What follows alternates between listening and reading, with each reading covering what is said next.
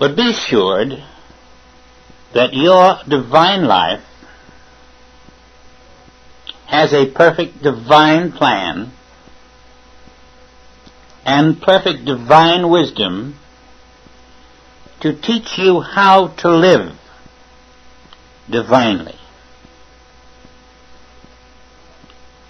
and to teach you how to communicate this truth to others as they become ready for it. But remember, before you think of teaching others, you have a sacred responsibility to leave your nets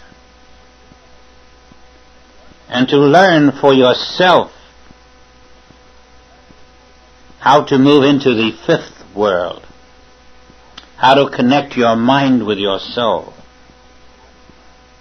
to apply it, to prove it on your own life before you try communicating it to anyone else. There's something very beautiful about truth. When you get a little of it, it seems to expand. And that's what's happening right now.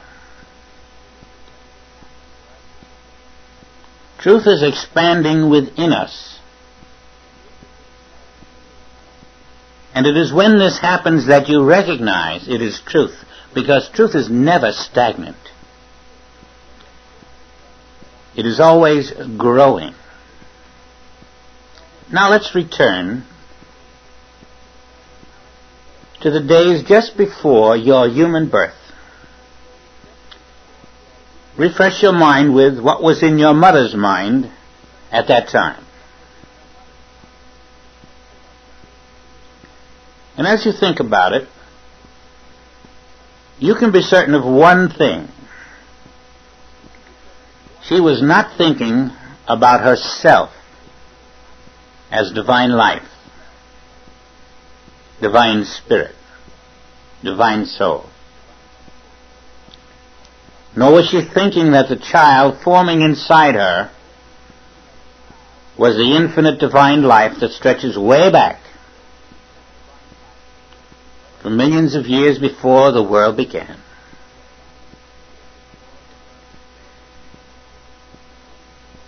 It's more reasonable, as we originally presumed, that her thoughts were about you, your health, whether you'd be well formed, what color your eyes might be, would you be big or small, how long would she labor, things of that nature. Now, right here is the giant step. And it is a question that you have never been asked by anyone since the very first day that you appeared on earth. Carefully think of the precise moment just before your mother gave birth to you. And ask yourself, where were you at that moment?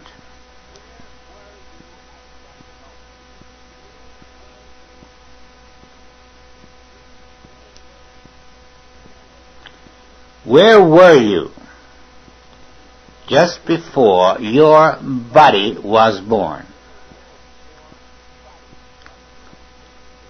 Well, I did say it was a strange question.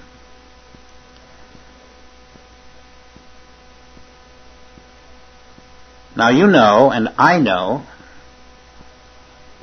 that out of 5 million people, probably 5 million will automatically respond, well, I was in my mother's womb, waiting to enter this world. Were you? Is that where you were? Are you sure that's where you were? Have you been studying that you are divine life, that you are eternal spirit, that you are the immortal soul, that you are the one indivisible life that has always existed, that you are the divine life of God, that you are the divine life that can never be sick or die. Is that the life that was in your mother's womb?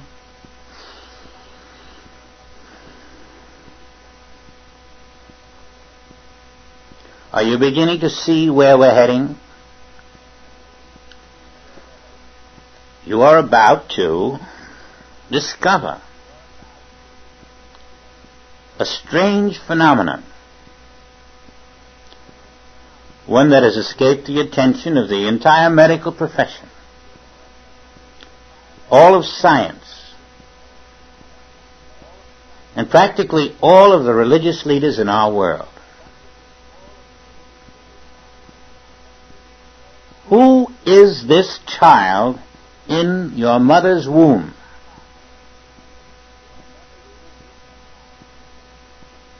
Just a few moments before an infant body emerged.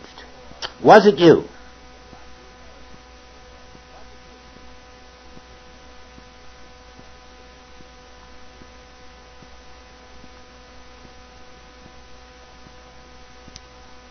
Is a material body divine?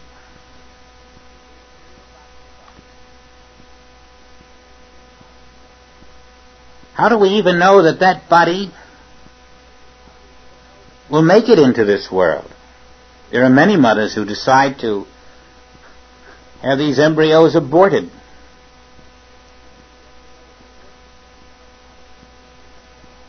Would these mothers have power to abort a divine child? Could there be a stillborn divine child, or the miscarriage of a divine child? And yet there are hundreds of thousands of miscarriages and stillborn babies every year. Thousands are born deformed or retarded. How could a divine child be born deformed or retarded? How could a divine child ever become sick, diseased, disabled? How could a divine child become evil, corrupt, deceitful, starving, debilitated, or stricken by a virus or a heart attack? Could a divine child become a terminal case of leukemia, or have a heart disease, or end up in a sanitarium waiting for the final curtain to fall? Do you see? A divine child couldn't even die.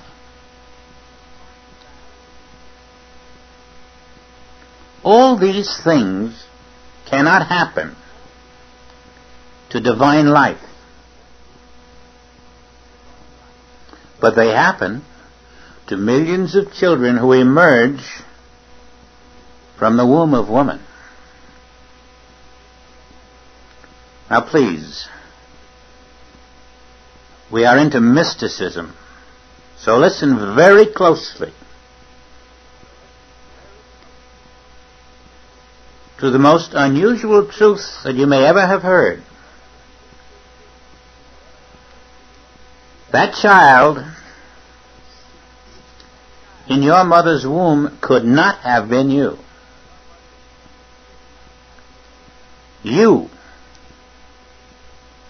were never in your mother's womb.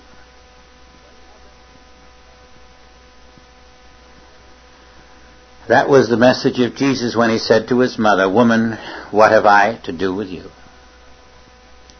I am the life.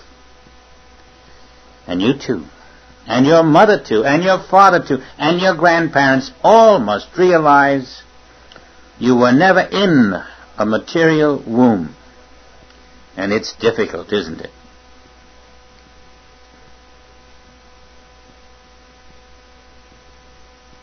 But it's the truth you must know to know God aright. For God is all. God's life is all. And God's life never entered your mother's womb. When you become really conscious of yourself as divine life, not physical life, you will then understand how impossible it is for eternal, infinite, divine life to divide itself into fractions and to enter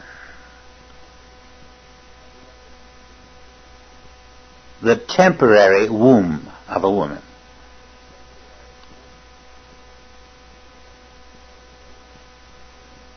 You will see that your divine life has no human opposite.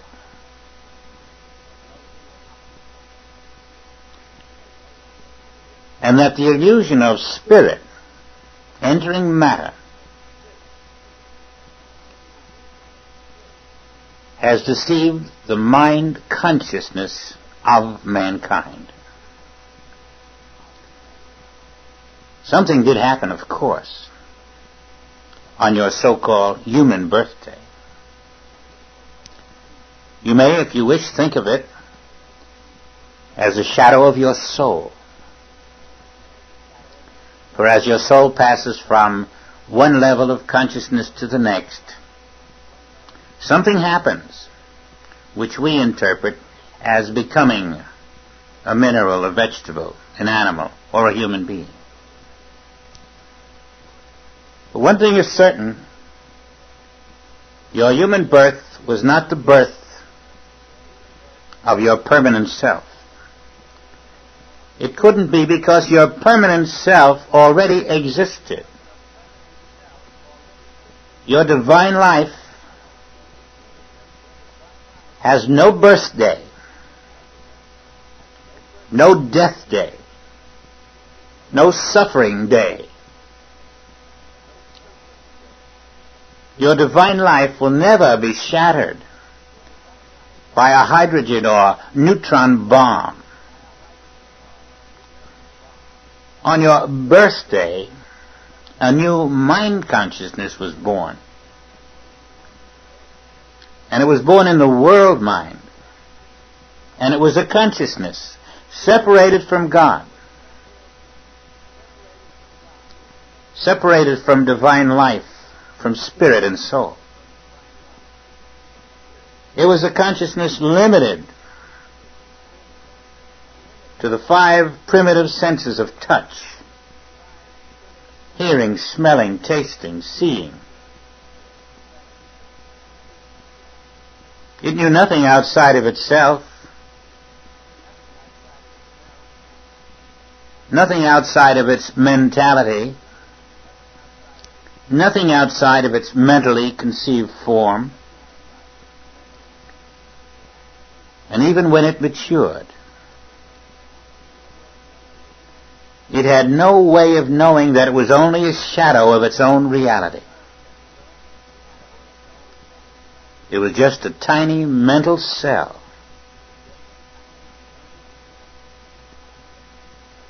In a vast body,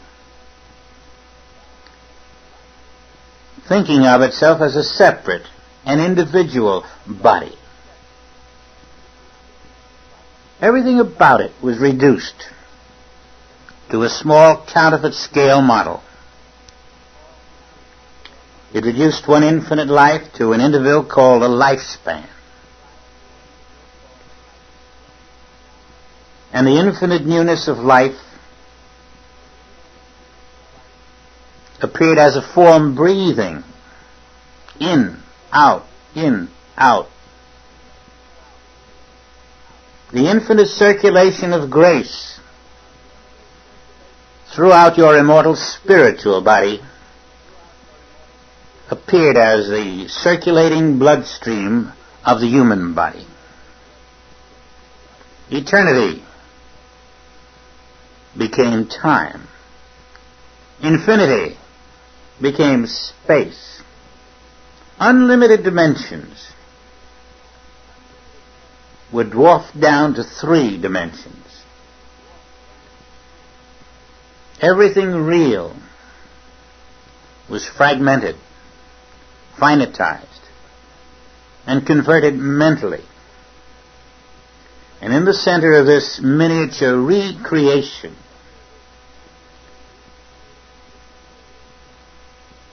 lived a tiny cell of consciousness,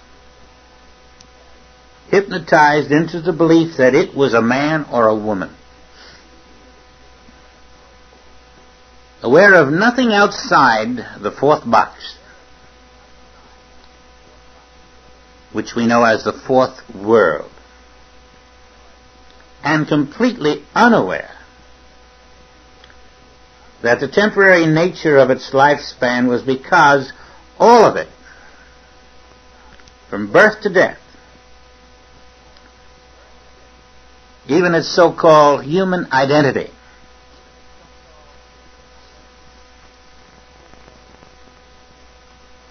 was made of sense impressions picked out of cosmic energy.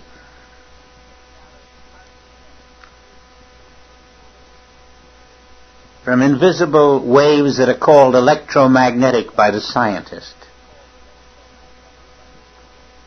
by 5 feeble antennae that we call 5 senses.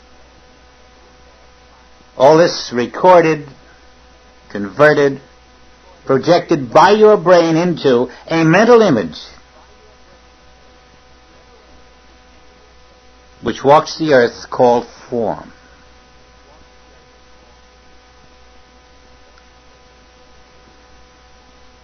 Every human mind consciousness is a prisoner of cosmic energy. Humans are actually little relay systems for this ultra-speed invisible energy.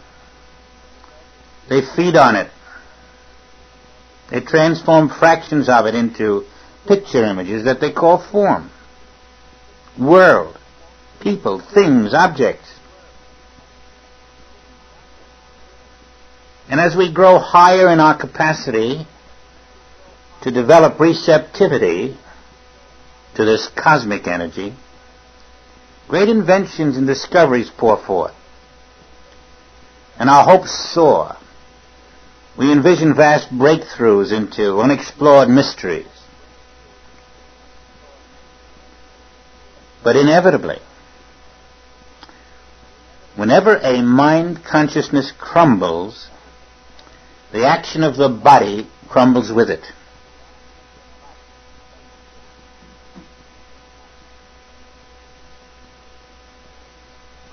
We must be very alert, very perceptive. And if we are, and we look very closely, we discover that divine life and the cosmic energy that activates the human lifespan and the human body are not one and the same. The scientist is right when he says he cannot see God in the human scene.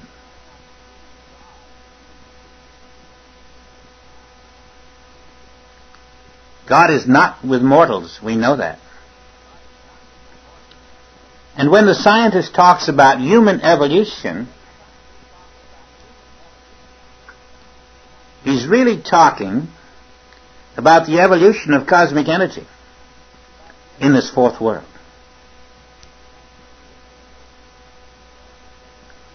Inside the body formed by your mind consciousness,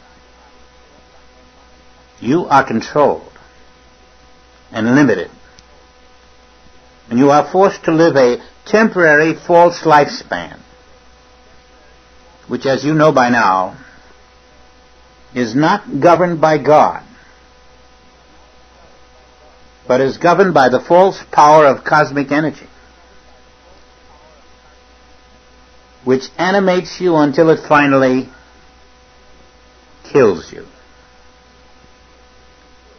And God does absolutely nothing about it. But when you learn to shift out of human evolution into your soul consciousness, instead of being human clay molded by cosmic mind, your soul takes over. You become the sculptor instead of the clay. Then your evolution is no longer inside cosmic energy which dies, but in soul energy which lives forever. You're then a spiritual traveler. You're released from false identity. You're reborn to your own divine life.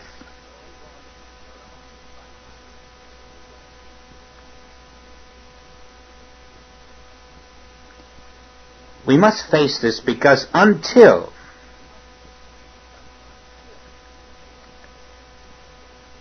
you are ready to accept, one,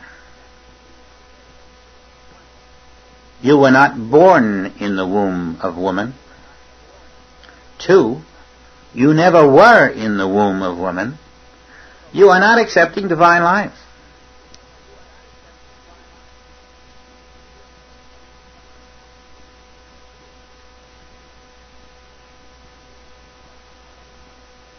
And as long as divine life is not what you accept as your true identity, you are really divided from yourself. Denying your flesh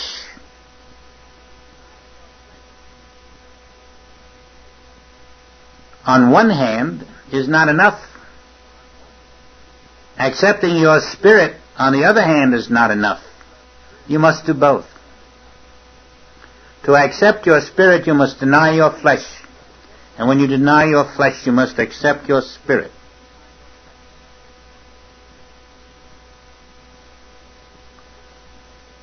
Then you will be rid of the conflict of seeking God, seeking the treasures of the kingdom,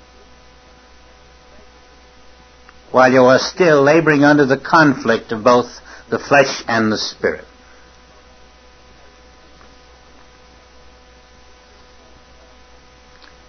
This so-called conflict between flesh and spirit is actually the division between your soul and your mind. When you prepare to unite soul and mind, you are on the way to repairing the breach. And as you mend this breach, as soul surrenders to spirit and spirit surrenders to divine life, so mind must surrender to soul to provide the continuity from the highest to the fourth realm. And then you will escalate out of duality, out of oneness, out of dying lifespans, into life.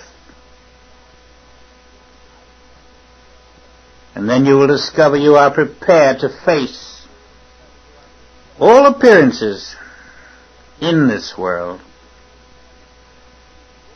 with a tested knowledge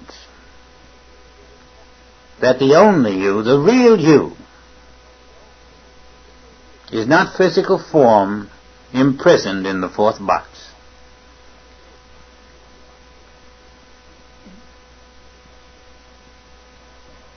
We're very grateful to all the mystics who wrote the Bible and all the other great scriptures. It was difficult for them to communicate divine truth to the masses, as you know. But they had an inner integrity which forced them to preserve their truth in a mystical code. Paul, as you know, realized that everything in the fourth box was a fiction, a picture image. He had touched the third heaven, had realized his divine life, had experienced his own immortality while on earth, and he recognized that Moses had also experienced the deathless self while he walked the earth. If you recall the astounding 7th chapter of Paul's epistle to the Hebrews, you can see clearly that Paul was explaining a very great secret taught by Moses, and bringing this secret to the attention of Paul's disciples. That's why he wrote, Melchizedek is without father, without mother, without descent, having neither beginning of days nor end of life, but made like unto the Son of God. What was Paul saying? He was teaching that Melchizedek had realized himself to be eternal, divine life. Not human flesh, not cosmic energy, not a human being who must die. But now comes another great truth. Consider, says Paul, how great Melchizedek was, unto whom even the patriarch Abraham gave the 10th of the spoils. That's high mysticism. Abraham tithing to Melchizedek means that Abraham also recognized his own divine life. That's the mystical code. That he too was without father, without mother, without descent, without beginning or end, but that he was the eternal Son of God. And this, mind you, was before Jesus Christ. Divine life, recognized, is Christ consciousness. And it is the secret of every true prophet who ever walked this earth. It's a song of Solomon. It's a song of freedom sung by the mystics of all ages. But more important, it's the truth of you right now. You know, every time there's a virgin birth, there has to be a virgin death. You see this when Jesus is born without a physical contact between Mary and Joseph. That's really more than just an historical event. It's a mystical statement. It's a statement that the life of Jesus existed before his form emerged from the womb of Mary. Religion has not understood that divine life can never die, and there is no other. And therefore, crucifixion could not kill the virgin-born Jesus. The same divine life that existed before virgin birth continued to exist after the appearance of death. And that's a virgin death. Whoever accepts divine life is assured of a virgin death. And that is the hidden meaning of resurrection.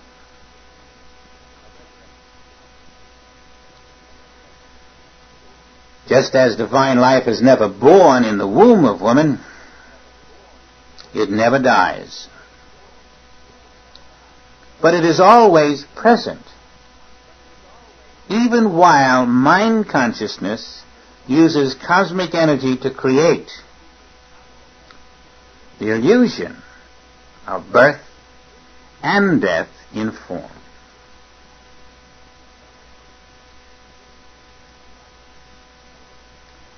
Quietly now, it's necessary for you to dwell upon the truth that you never were in the womb of woman.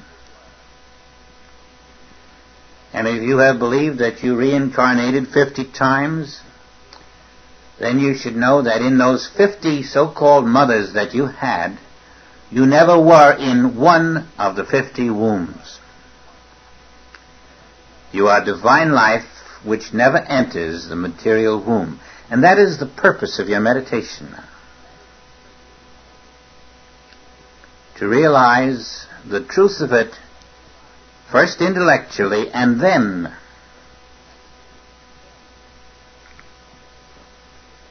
to let the Spirit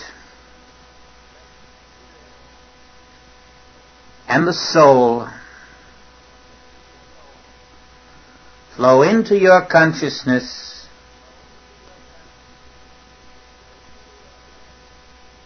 to reveal to you the truth of eternal divinity in a way you never really suspected.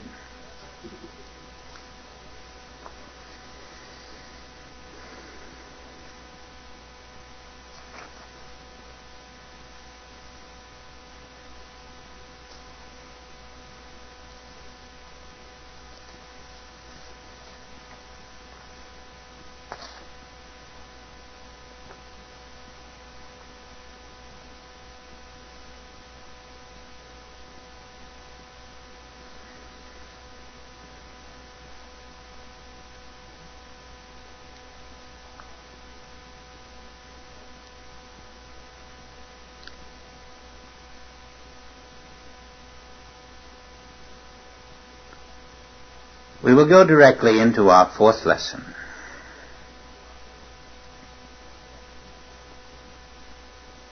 No mother can ever give birth to divine life. No man and woman, through physical contact, can ever create divine life. It already exists. It is the God-given reality of every man, woman, and child.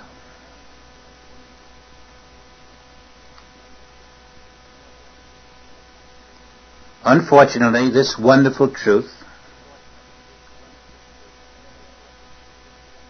has been buried for centuries,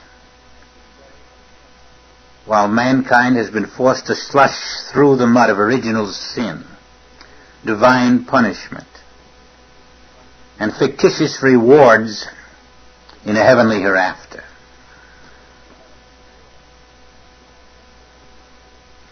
$100 million mothers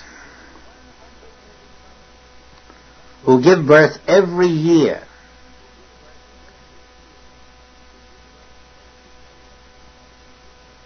have been told to put on the garment of immortality,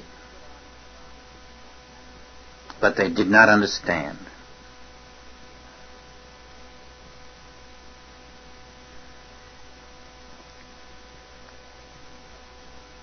Instead, they have been denying the divine life of the infant consciousness that they have born into the world. when one of them stops and restores the divine heritage to one of these unborn children,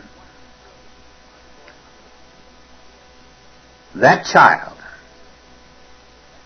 will grow up aware of its divine life. When one mother blesses a child with its true identity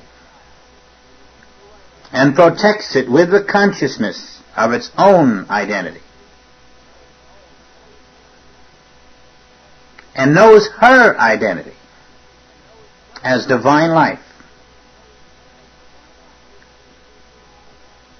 and knows that the true father of that child is divine life, and that the true identity of herself and the child is the same one divine life, that child will be made free.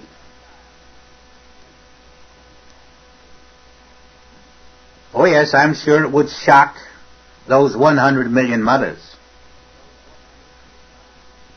to learn that if they fail to identify their newborn children as divine life and falsely identify them as flesh, those children will not be under the law of God. And they will be forced to spend the next 50 or 60 years wondering why the children they have born have grown into adulthood and still walk without divine protection. All of the human prayer in the world is not going to change a human being to divine grace, to divine power, to divine substance. It must be done by the expectant mother, by the expectant father, in order to give the child a beginning in truth. And when it is not done, then it becomes necessary for the child to learn it as he or she grows up. When Paul declared, "This mortal must put on immortality," he was stating a divine law, a law that cannot be violated. Your change of consciousness from mortal to immortal, from form life to divine life, is not something you can take lightly. It is not optional. Rebirth was taught by Jesus as more than a pledge that you make with your lips, more than a change of morals. Rebirth, taught by Jesus, is reunion with your eternal divine life, which never was born in your mother's womb. Please remember this. Every child born on earth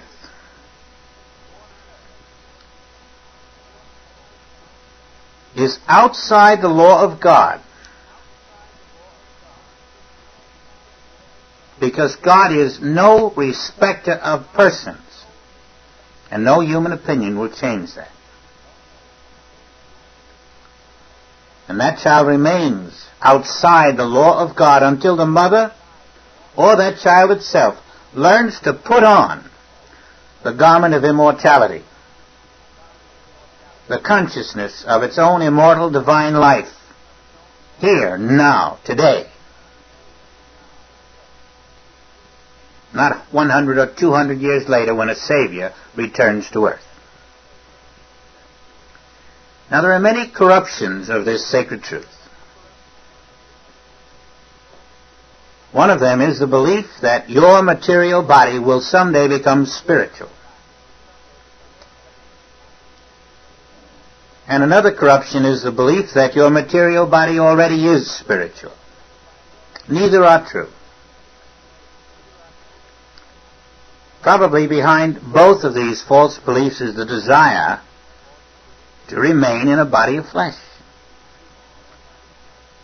trying to be both mortal and immortal at the same time.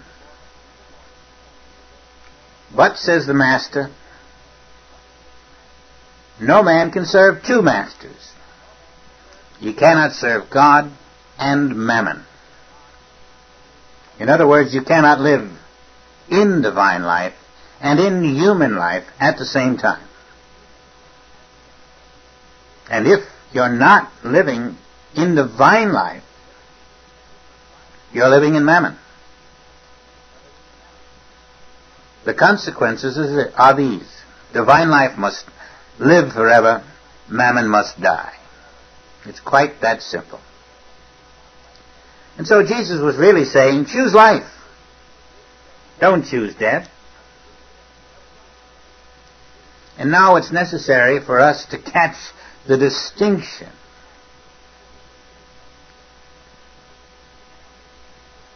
that the human sense of life, which lives in a body of dying flesh, oh, this is so important to catch. That human sense of life that lives in a body of dying flesh is not you.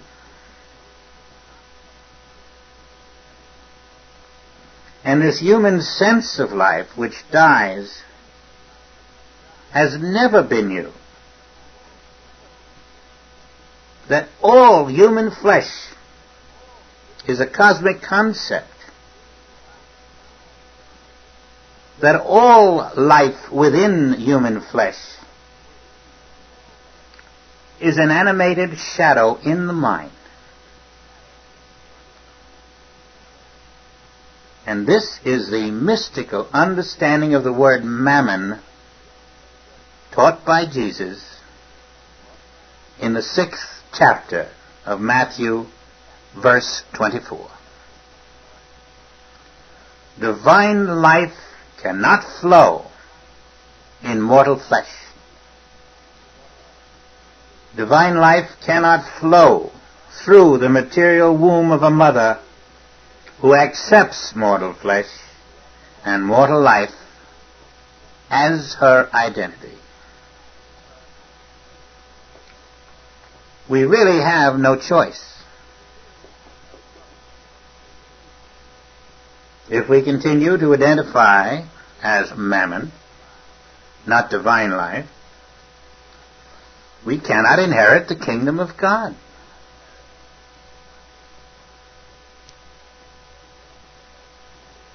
Whether it's spoken by Peter, Paul, Jesus, or John,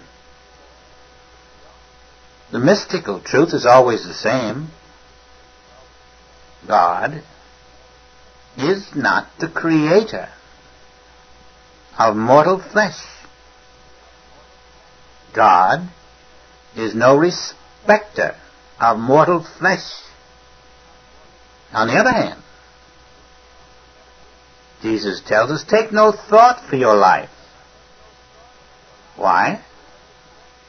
Because the life that you worry about is not your life. The life that begins in your mother's womb and ends when your brain and your heart stop functioning is not your life. It's mental energy. Your real life, your divine life, is not influenced one bit by the birth or death of your physical form or the condition of your physical form, because divine life is never influenced by the mental shadow for which mankind has been taking thought through all these centuries.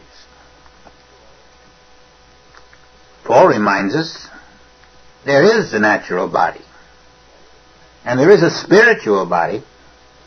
The first man is the earth, of the earth, earthy. The second man is the Lord from heaven. Again, mystically speaking, Paul was revealing that salvation is not waiting for your reward in heaven, but now, here, accepting your divine life, which he called the Lord from heaven. And then rising above the belief that your life lives inside an earthy form that must die.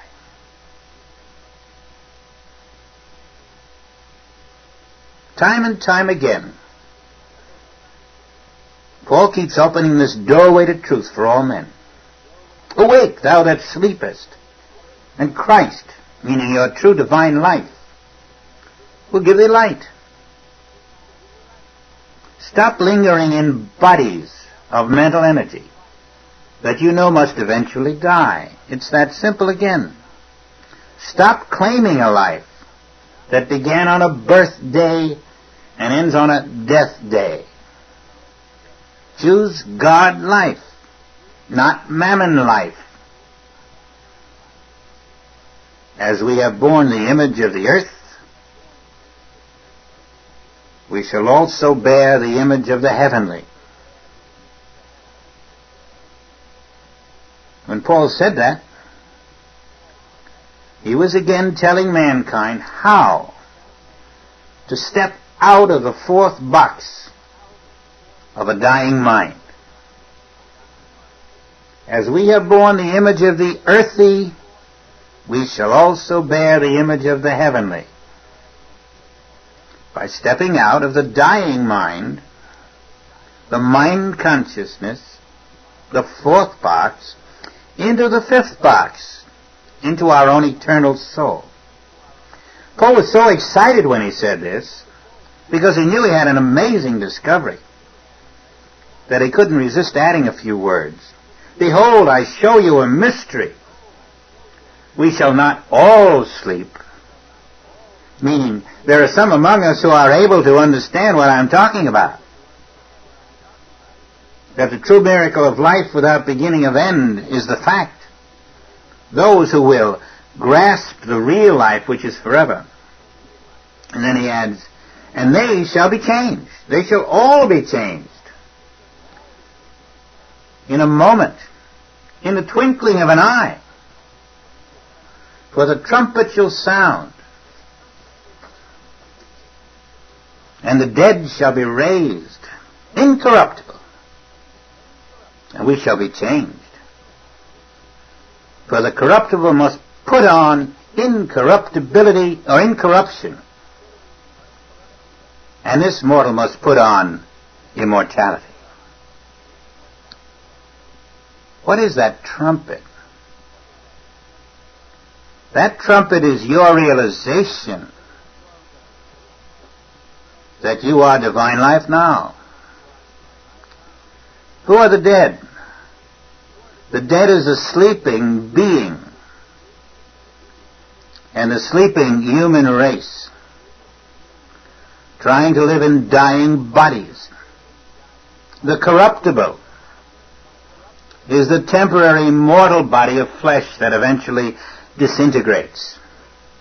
The incorruptible is your permanent immortal body of pure soul energy that never ages, never decays, never dies. Your spiritual body, which is activated by divine life under divine law, always expressing the harmony of God. This awakened consciousness knows that it is immortal. This awakened consciousness never dies. This awakened consciousness knows that death has no existence. It is the religious consciousness, still sleeping back there in the Middle Ages, that keeps singing the praises of Paul but does not share his wisdom. As a result, mankind today is continuing to sleep and to bear the miseries of his mortal dream. They're not accepting divine life in Afghanistan or in Iran, just as they did in Guyana. In our world today, all countries are ignoring divine life, while our physicians patch our bodies, while diseases ravage our bodies, while disasters destroy our bodies, old age cripples our bodies, bombs threaten our bodies, and eventually all who have not heard the trumpet of divinity are forced to lay down their bodies. Because unless we rise from the false deadness of mortal life, we remain in the fourth box.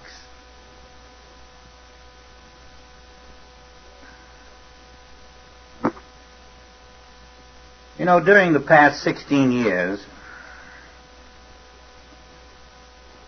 every person who has come to me with a problem thought that he or she was seeking a solution to that particular problem.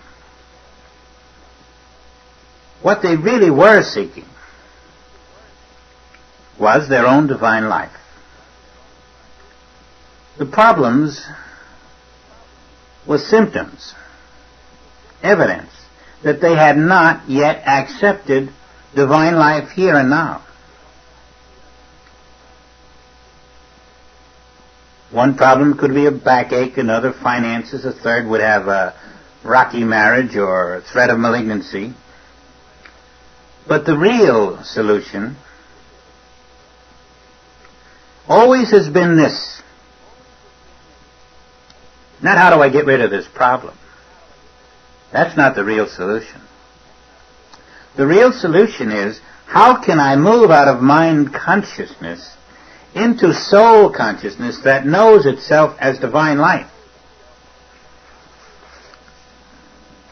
That's the real solution. That's the mystical meaning of seek ye first the kingdom. That's really the essential teaching of all the mystics and all the spiritual leaders. It's the secret of all the Hebrew prophets.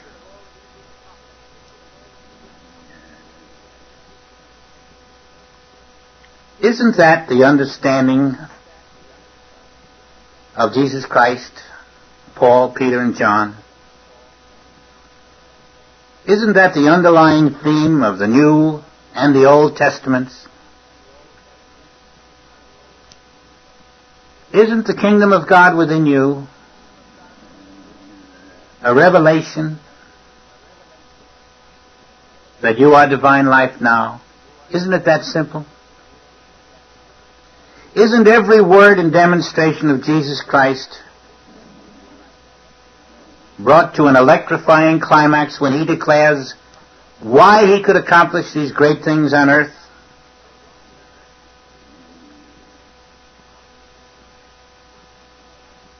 I am the life. And it was that life, accepted, which performed every miracle and revealed every word that he spoke.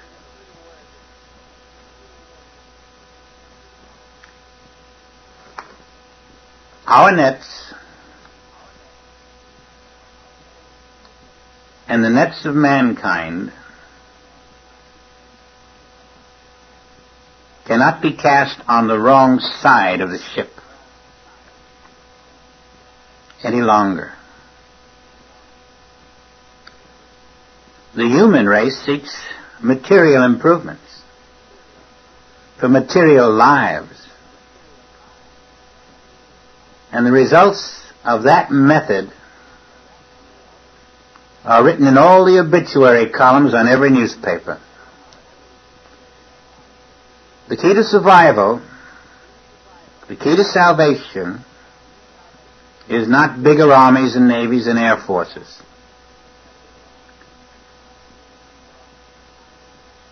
Not hiding in an atom bomb shelter. Not escaping on a satellite bound for Mars. The key to salvation and survival is living here and now in your own indestructible divine self. Instead of casting your nets in the sea of mortality, cast your nets into the divine ocean where there are no human lifespans that end. Only one, infinite eternal life without division. And your nets will bring forth the blessings of divine peace, divine love and harmony, divine supply, and every treasure of the divine kingdom. Remember, you cannot fish in the divine ocean with your mortal mind. Only your soul can fish on the spiritual, immortal side of the ship. That's our direction, our opportunity, and our dedication.